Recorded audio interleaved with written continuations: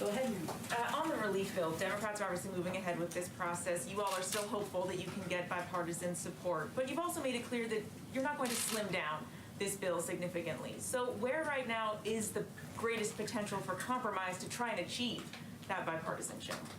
Well, you're right, Mary, that I think, and this was evident in the discussion last night. It was, as we said in our readout, and I think as Senator Collins also said, it was civil, it was constructive.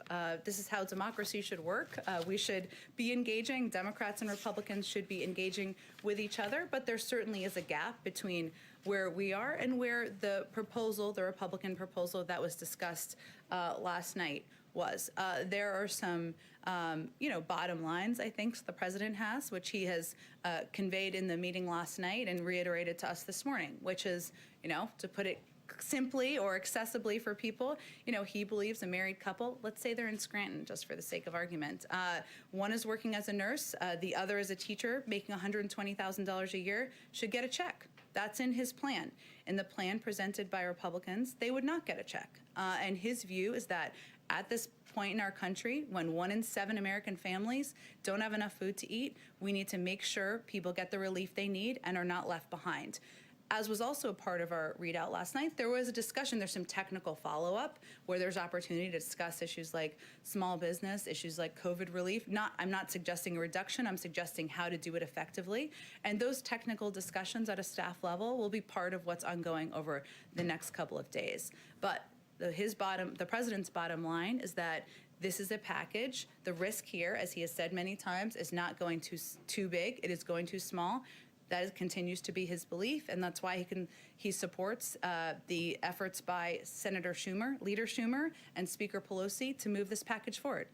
Question on the COVID travel ban that is in place.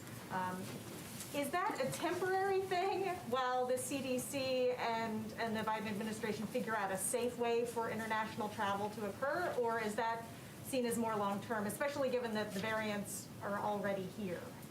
Well, these were steps taken, as you know, by our team in order to increase the safety of the American public. And certainly we don't want them to be forever because we want to get the pandemic under control, but they will be in place as long as our health and medical experts believe they're necessary or essential in order to keep the public safe. So the impact of variants, which is a very good question, is something, they assess, and I would certainly encourage you to ask them that question on our next COVID call. Go ahead.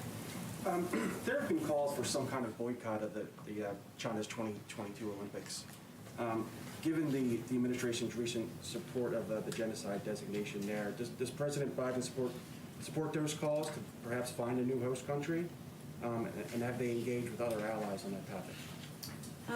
Well, I've seen some reports of that, and I don't have any update for you or preview for you or change of our approach to the Beijing Olympics. No. President, we haven't seen a readout of the president talking to President Xi, and I was wondering if there's something scheduled or when that might be. It's been a couple weeks? Less than 2 weeks, actually. It may seem longer to you. Our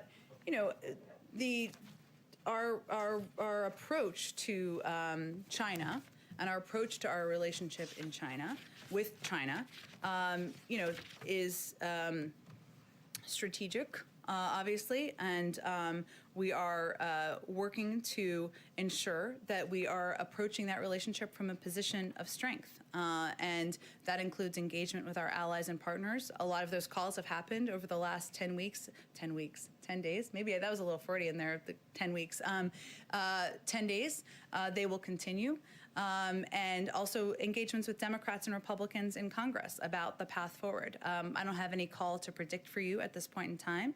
Obviously, with Secretary of State Tony Blinken now confirmed, there are additional layers to engage with the Chinese, but we'll let you know when a call is happening and certainly have a readout for all of you as well. The announcement today with respect to the vaccine, equity is a big part of that. Yes. You've been rolling out that previously. To what extent is international equity factoring in? Right now, the orders you have add up, if they all come through, which is admittedly a big if, to quite a bit more than the U.S. would need. What would you do with all that? And are you concerned that you might be boxing out less wealthy countries from getting earlier access to the vaccine? Well, that's certainly not our objective. The president's objective is to have as many vaccines. As you said, there's a lot of factors that could happen here that could prevent this from happening exactly as we've planned it. Freezers can break, trucks can break, snowstorms, as we've seen this week. We're fully aware of that. May our problem be that we have too many vaccines to put in the arms of the American people? That is not the current problem we're tracking, so that's what our first focus is going to be at this point in time. If that happens, will you distribute them to allies first on the needs basis? I certainly hope that's our challenge and our problem, and I'm sure we will be happy to discuss that if that is our issue. But as you know, we've also rejoined the World Health Organization. We want to have a seat at the table. It's important that our global community is healthy, not just our community in the United States, but we're going to focus first on ensuring the American people are vaccinated. Go ahead. Just another vaccine question. You mentioned you ramped up 16% distribution last week, and Yeah. 5%. You obviously said the 1 million doses going out to the pharmacies as well.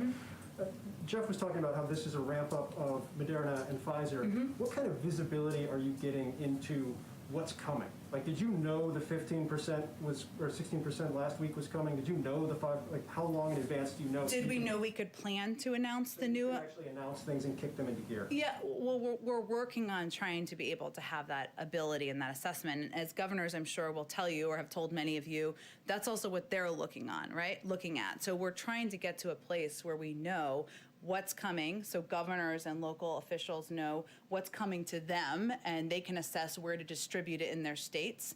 The process is at the early stages, but our goal is certainly to have an understanding of when we'll be able to ramp up distribution to states. So, like, on something like today, how many days ago did you know, okay, on Tuesday we can announce that on February 11th we've got 1 million doses going out to pharmacies? What's the turnaround on that?